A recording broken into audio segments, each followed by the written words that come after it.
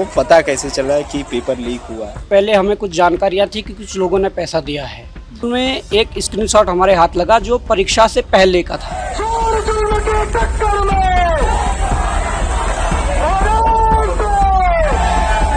उसमें 65 उत्तरों की श्रृंखला लिखी हुई थी। आयोग पेपर छापने हाँ, वाले कंपनी के मालिक ने कहा कि मैंने पेपर बेचा है, उसके कर्मचारी ने कहा कि मैंने पेपर बेचा है, फिर आयोग मामला आता है, आयोग जो सरकारी कर्मचारी उसने भी एक्सेप्ट किया कि हमने पेपर बेचा है। उसके बाद आयोग का एक और कर्मचारी है 4th क्लास जो पीआरडी के जवान थे वहाँ संजय राणा जी, उन्होंने कहा कि हाँ मैंने भी पेपर बेचा है। हम इस वक्त देहरादून के गांधी पार्क में हैं। ये सिटी का सेंटर कहा जाता है और हमारे साथ 4 नौजवान हैं। ये वो नौजवान हैं जिन्होंने उत्तराखंड की राजनीति का इस वक्त का जो सबसे बड़ा कीवर्ड है वो इन्हीं के ज़रिए आया है।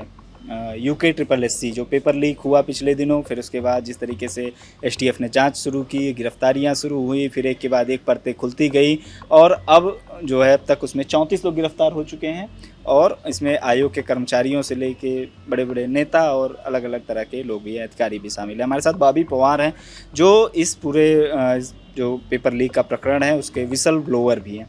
तो हम सबसे पहले इनसे यही जानना चाहेंगे कि ये आपको पता कैसे चला कि पेपर लीक हुआ है?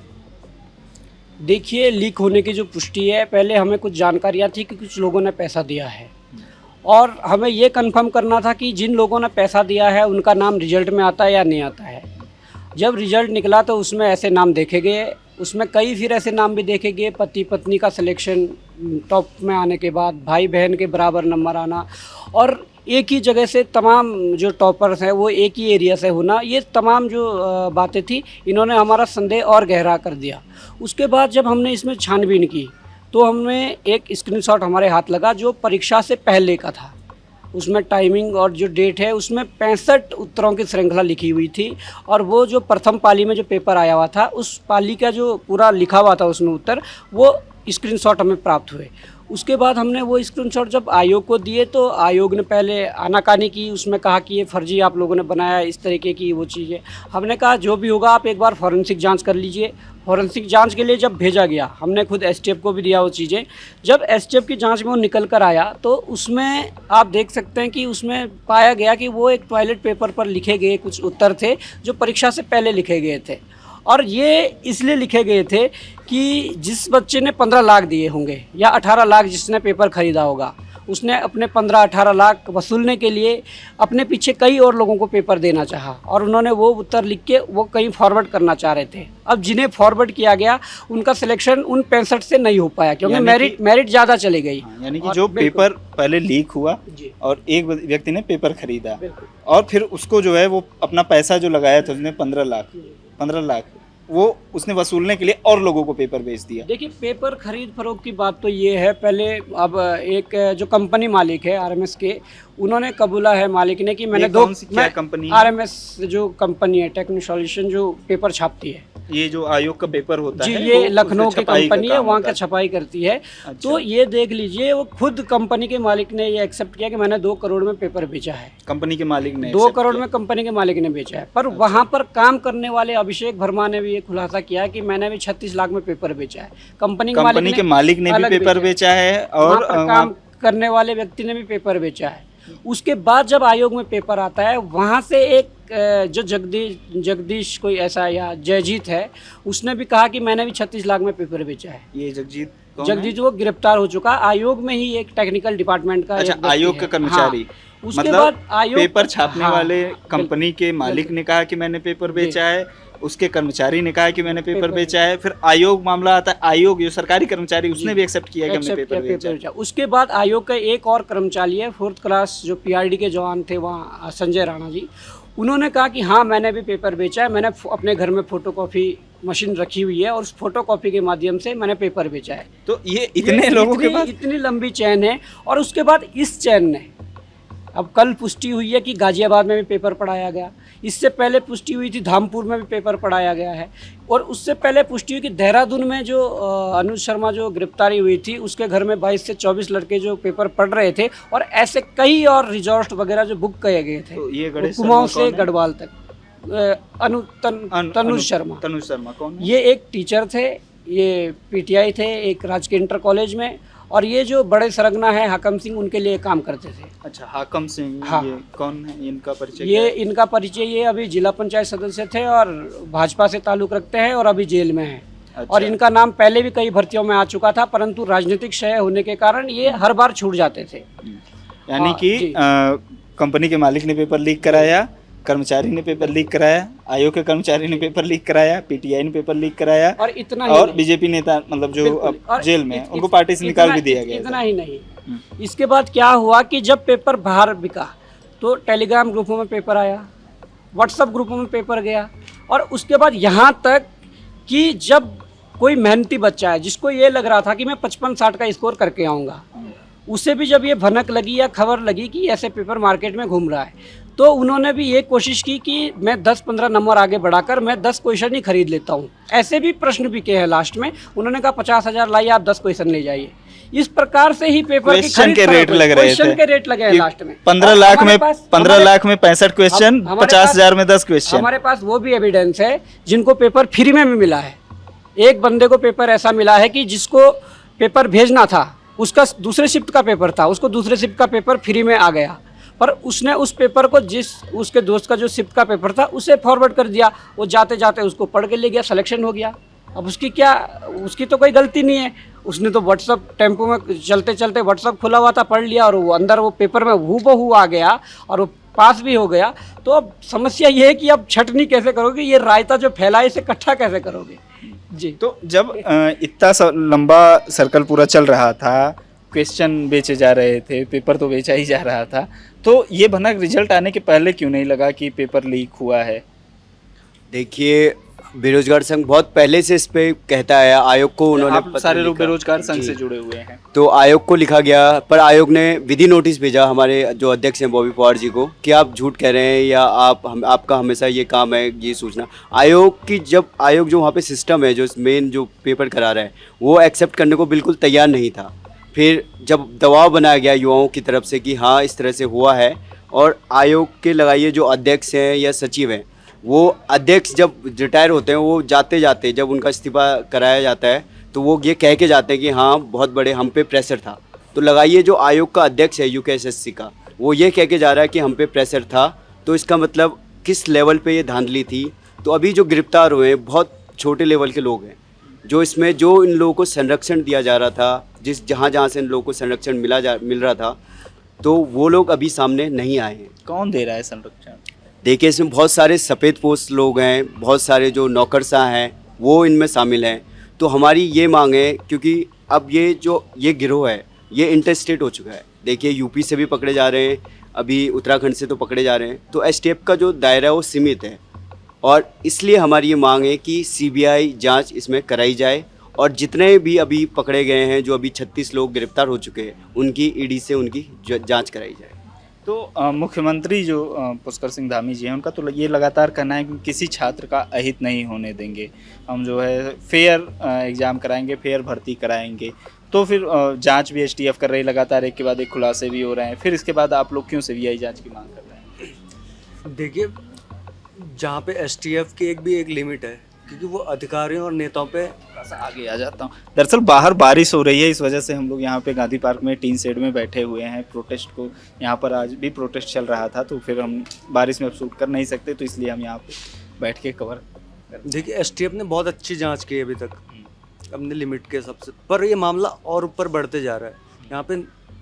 यहाँ तक मैं कहता हूँ कि विधानसभा में बैठे हुए कई लोग भी इसके दायरे में आ सकते हैं, तो वहाँ तक एसटीएफ अपने हाथ नहीं डाल पा रही है।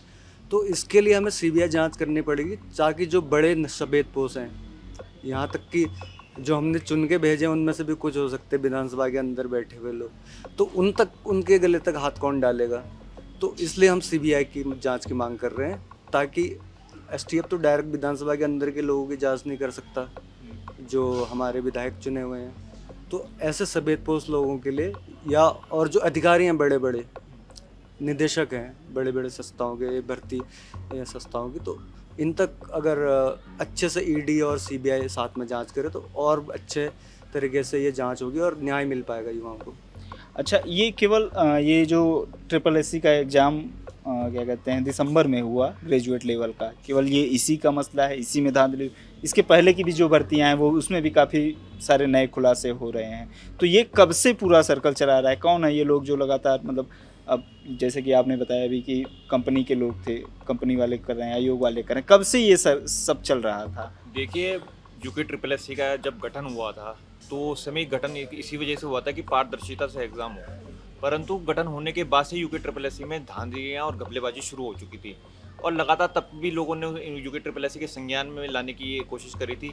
और फॉरेस्ट गार्ड भी जो इतना बड़ा मैटर हुआ था 2 साल पहले आज से, उस समय भी जिला पंचायत सदस्य हाकम सिंह रावत जो अब जेल में है, अच्छा, क्या हुआ था उसमें? उसमें भी ऐसे ही एग्ज़ाम बेचे गए, अपने अपने क्षेत्रों में बेचे गए, अपने अपने जहाँ जहाँ जिसकी जहाँ पैठ थी, जो एग्ज़ाम तक पहुँच पा रहा था उसने अपने अपने गांव में बेचे। तो ऐसी जिला पंचायत हाकम सिंह रावत की उस समय हमने भी तमाम, और उस समय युवाओं ने कंप्लेन कर दी थी कि हाकम सिंह रावत तब भी वहाँ बेच रहा है, परंतु उस समय तत्कालीन मुख्यमंत्री त्रिवेंद्र सिंह रावत और उत्तराखंड सरकार ने उनके ऊपर कोई एक्शन नहीं किया। और हाकम सिंह रावत को फिर इतनी शय मिल गई कि उसको लगा कि जब मेरे ऊपर एक्शन हो ही नहीं सकता, तो उसने वीडियो में तो सारी सीमा ही लांग दी। वो पेपरों का ऐसा रेट लगा दिया कि ऐसा लग रहा था कोई वो कि ये भर्ती नहीं है, एक मंडी हो गई है जिसमें 15 लाख रुपए में वीडियो का बेचा जा रहा है, कोई किसी में बेचा जा रहा है, कोई किसी और रेट में बेचा जा रहा है। तो इस मंडी का जो आप कहें कि सरगना बन गया था हाकम सिंह रावत, जिसको ठेका दिया था कुछ सफेदपोश लोगों ने जिनकी शहर में वो काम कर रहा था। कौन है ये हाकम सिंह? दो नाम बहुत चर्चा में आते हैं जब यूके ट्रिपल एस सी की होती है, एक हाकम सिंह का, एक अभिषेक वर्मा का, कि इन लोगों ने खूब पैसा कमाया इससे, खूब अपने मतलब खर्च वर्च किए, घर वर बनवाया, विदेश घूमने गए टाइप। क्या, कहाँ से, मतलब किस तरीके से, इन लोगों का बैकग्राउंड क्या है? देखिए, हाकम सिंह रावत का बैकग्राउंड ये था कि वो एक शायद कुक हुआ करते थे हरिद्वार में किसी नेता के आगे किसी के घर में। तो वहाँ से धीरे धीरे उन्होंने पैठ बनानी शुरू करी सत्ता के गलियारों में। फिर उन्होंने ऐसी कर करके जिला पंचायत सदस्य का चुनाव लड़ा, जीता। और जब जो उनका शौक हुआ करता था नेताओं के साथ फ़ोटो खिंचाने का, उनके गलियारों में घूमने का, वहाँ अपनी पैठ बनाने का, संपर्क सूत्र बनाने का, तो जब सचिवालय विधानसभा यहाँ भी संपर्क सूत्र बन गए, यूके ट्रिपल एस सी आयोग में संपर्क सूत्र बन गए, उसके बाद उन्होंने एग्ज़ाम लीक करने का या एग्ज़ाम बेचने का ठेका बना दिया। क्योंकि जब भी कोई एग्ज़ाम भर्ती निकलती थी तो सबसे पहले जो उस क्षेत्र से निकला हुआ व्यक्ति होता था या जिसने हाकम सिंह को पैसे दिए रहते थे, तो सबसे पहले हाकम सिंह की जब एग्ज़ाम का रिजल्ट घोषित होता था तो सबसे पहले वो हाकम सिंह के द्वार पर उसका धन्यवाद करने जाता था। वीडियो भर्ती का जिस दिन रिजल्ट घोषित हुआ था उस दिन हाकम सिंह के घर के बाहर धन्यवाद देने वालों की भीड़ लग गई थी। तो लगाइए किस स्तर पे हाकम सिंह रावत धांधेबाजी कर रहा था। और हम तभी भी कह रहे हैं कि हाकम सिंह रावत बड़ी मछली नहीं है, बड़ी मछली उसको शय देने वाले थे। और उन शय देने वालों में मैं यूके ट्रिपल एस आयोग के संतोष बडूनी जी का भी नाम लेना चाहूँगा कि उनकी संलिप्तता भी सामने आ रही है। आयोग के सचिव जी, तो संतोष बडूनी जी उस टाइम संदेह के घेरे में थे, अभी भी संदेह के घेरे में, कि उनको सस्पेंड तो कर दिया है उत्तराखंड सरकार ने, पुष्कर सिंह धामी ने, पर सस्पेंड इतने बड़े घोटाले में, इतने बड़ा जो स्कैम हो गया है उत्तराखंड में, तो क्या सिर्फ सस्पेंड से ही काम चलेगा? क्यों उनकी संपत्ति की जांच नहीं हो रही है? क्यों उनकी फ़ोन कॉल रिकॉर्डिंग, आपके उनके मैसेजेस और पूरा जो, अगर आपने 34 गिरफ्तारियाँ कर दी एक के बाद, तो उनके पास उनकी पूछताछ के लिए एसटीएफ क्यों नहीं जा रही है और उन पर कोई एक्शन क्यों नहीं लिया जा रहा है? इसी वजह से हम सीबीआई जांच की मांग कर रहे हैं। और सीबीआई जांच की मांग हम सिर्फ सीबीआई जांच की बात नहीं कर रही है, हम कर रहे हैं सुप्रीम कोर्ट के, ऑनरेबल सुप्रीम कोर्ट के जज की निगरानी में सीबीआई जांच हो, ताकि एक उत्तराखंड की जो ये त्रस्त हो गया सिस्टम है, इस भ्रष्ट मतलब ये जो भ्रष्टाचार का जो समुद्र बन गया है, उस भ्रष्टाचार के समुद्र की सफाई हो। हम चाहते हैं पारदर्शिता से एग्जाम हो। और उत्तराखंड का यूके, देखिए ये हिमालय क्षेत्र है, यहाँ विषम परिस्थितियों से युवा तैयारी करता है। वो बड़े दुर्गम गांवों से आके देहरादून में, हल्द्वानी में बड़े बड़े कोचिंग सेंटरों की फ़ीस देते हुए, कमरों की फ़ीस देते हुए एक तैयारी करता है। फिर वो जब उसको पता चलता है वो उनकी एग्ज़ाम नहीं निकला, कि सिर्फ इस वजह कारण कि कोई आयोग ने, किसी अंगूठा छाप ने कुछ पैसे पकड़ा दिए गए हैं किसी पीछे से ही अपने पैसा और पावर का इस्तेमाल करके, तो आप उस युवा की मनोस्थिति को ध्यान में रखिए, उसकी क्या मनोस्थिति पर फ़र्क पड़ता होगा, कितना फ्रस्ट्रेट हो जाता है। हमें रोज़ हज़ारों युवाओं के फ़ोन आते हैं कि हम फ्रस्ट्रेट हो चुके थे। हमने ऐसे युवाओं का भी फ़ोन आया जो योग्य थे, बड़े पढ़ाई लिखाई करते थे, वो ये सोचने लग गए थे कि हम शायद हम ही अयोग्य हैं, कि हम भर्तियाँ नहीं निकाल पा रहे हैं। पर आप लोगों ने जब ये खुलासा किया तब हमें लगा कि हाँ, कि ये लूप होता है इसमें, कि ये सारा स्कैम चल रहा था और ये पूरा एक तंत्र बन चुका था ऊपर से नीचे, जो पूरा भ्रष्ट हो चुका था। अच्छा, ये पेपर लीक हुआ, मतलब जैसे आपने बताया कि आरएमएस कंपनी के जो मालिक थे उनकी तरफ से लीक हुआ या कर्मचारी की तरफ से लीक हुआ, तो उनके पास तो मतलब अथॉरिटी थी पेपर छापने की, वहाँ से लीक हुआ। बाकी लोगों के पास कहाँ से आया पेपर? नहीं, देखिए जब वहीं से बाहर पेपर आ गया और वहाँ तो टेंडर रखते हैं, ये तो बात मैं पहले भी कह चुका हूँ, वहाँ टेंडर छूटते हैं। आपका 2 करोड़ का टेंडर है, आपका 5 करोड़ का है, आपको इतने देने हैं, आप बाहर जाके इतना कितना मुनाफा ले पाते हैं वो बात अलग है। अभी तक अगर 37 गिरफ्तारियाँ हुई है, 35 तो वीडियो वाले मामले हो गई है, 2 गिरफ्तारियाँ वन दरोगा वाले मामले में हो चुकी है। एसटीएफ द्वारा 37 गिरफ्तारियाँ अभी तक कल जी चाकू है, कल शाम को एक और गिरफ्तारी हुई है।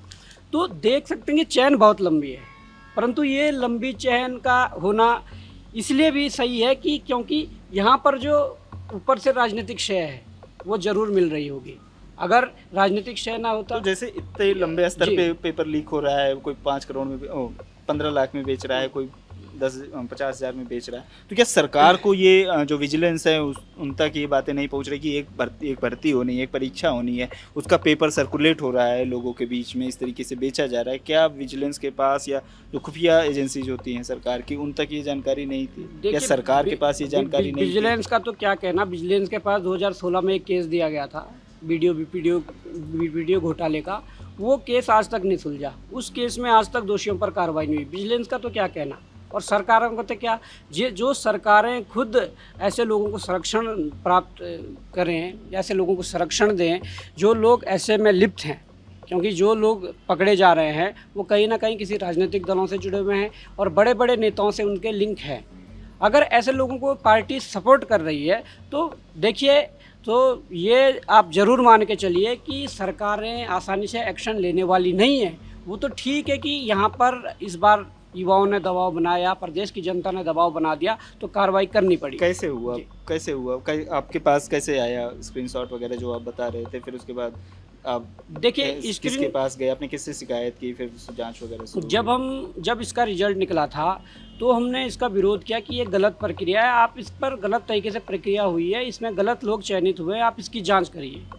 तो आयोग ने साफ मना कर दिया। उन्होंने कहा बिल्कुल पारदर्शी तरीके से हुआ। उन्होंने संवाद जारी किया कि बिल्कुल पारदर्शी तरीके से पेपर करवाया गया और बहुत जल्द हम इसका डीबी करवाएंगे, डॉक्यूमेंट वेरिफिकेशन।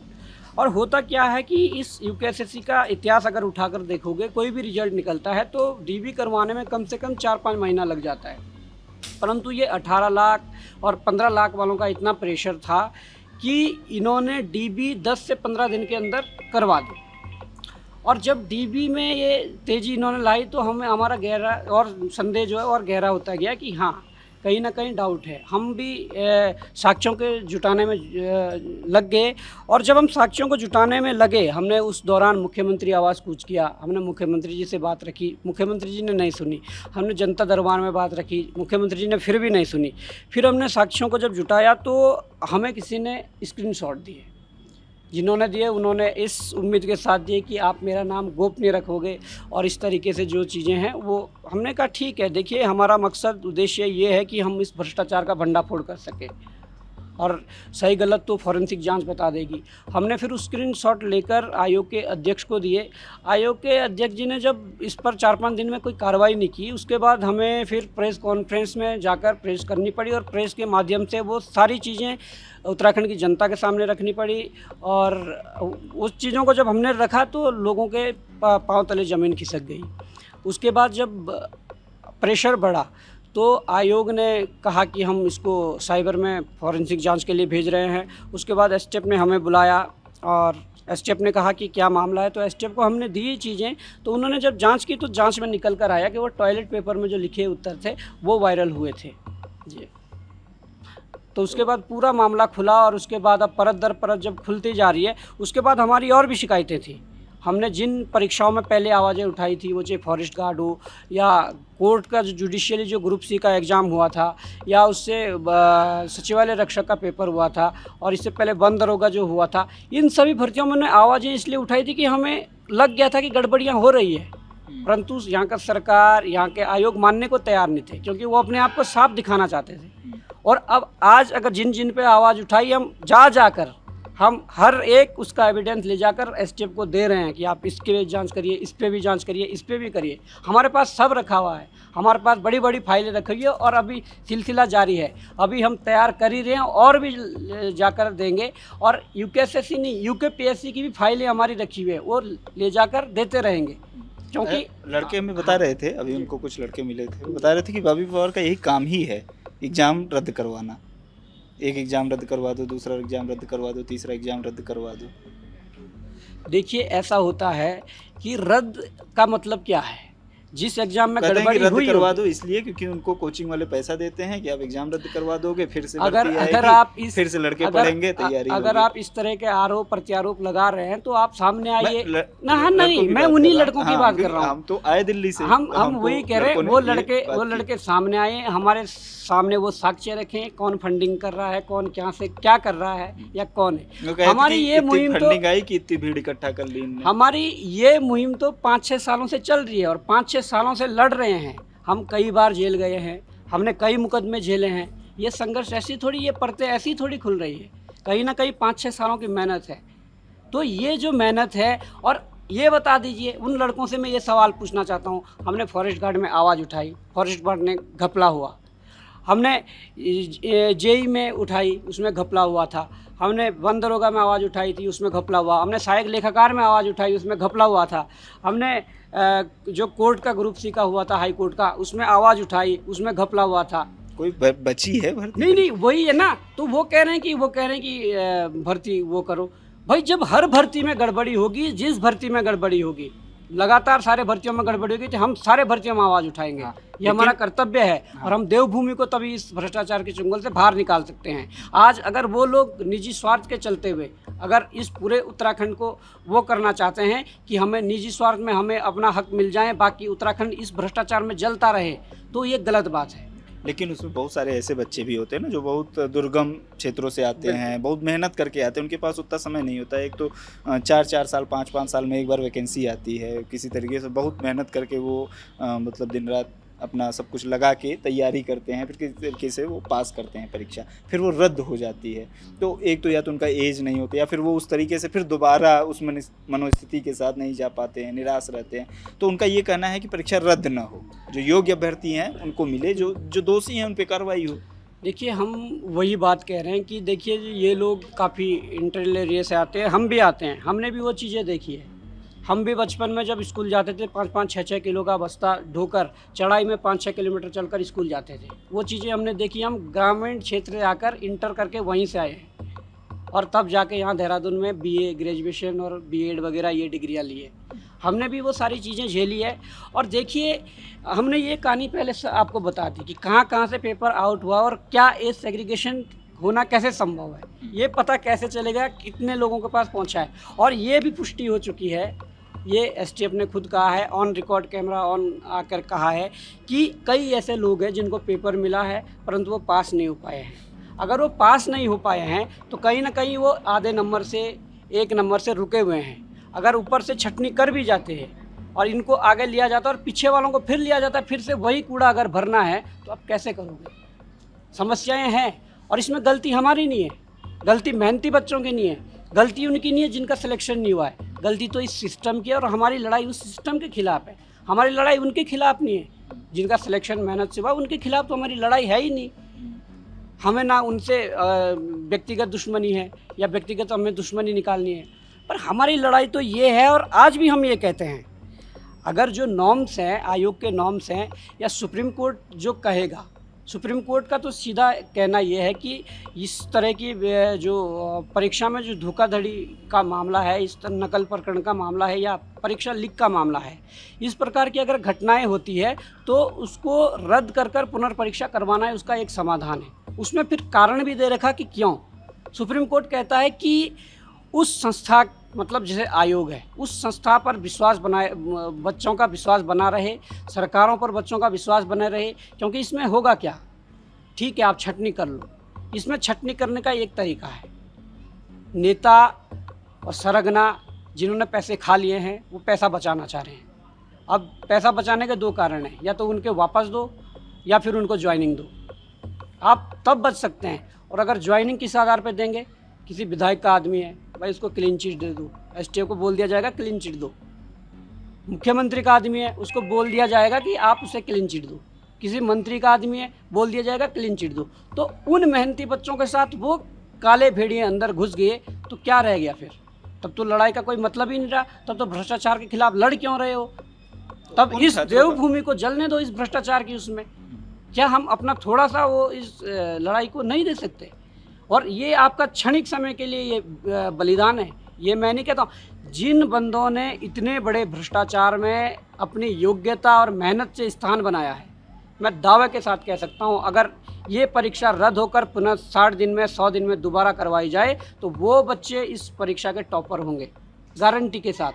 क्योंकि इतने बड़े भ्रष्टाचार में स्थान बनाना अपने आप में बहुत बड़ी बात है। और ये 60 से 100 दिन का टाइम पीरियड जो जब तक परीक्षा नहीं हुई तब तक के लिए ये क्षणिक बलिदान है उनके लिए, ये देना पड़ेगा। क्योंकि ये सुप्रीम कोर्ट कहता है कि इस तरीके की जो वो होती है गड़बड़ियाँ, उसमें ये नॉर्म्स है उस चीज़ की, ये नियम है और उसको मानना पड़ेगा। ना तो बॉबी पवार रद्द करवा सकता है और मुख्यमंत्री भी एक नया कानून नहीं बना सकता है कि परीक्षा को रद्द करना है या नहीं करना है, या आयोग के सचिव भी एक नया कानून नहीं बना सकते हैं। जो चल रहा है, जो संविधान में जो नियम कानून जो बने हुए हैं, जो आयोग के नॉर्म्स हैं, उस आधार पर ही ये डिसीजन लिए जाएंगे और डिसीजन होगा। जी चलिए, तो आपका ये कहना है कि परीक्षा रद्द होगी। आपकी लड़ाई उन छात्रों के खिलाफ नहीं है, आपकी लड़ाई सिस्टम के खिलाफ है।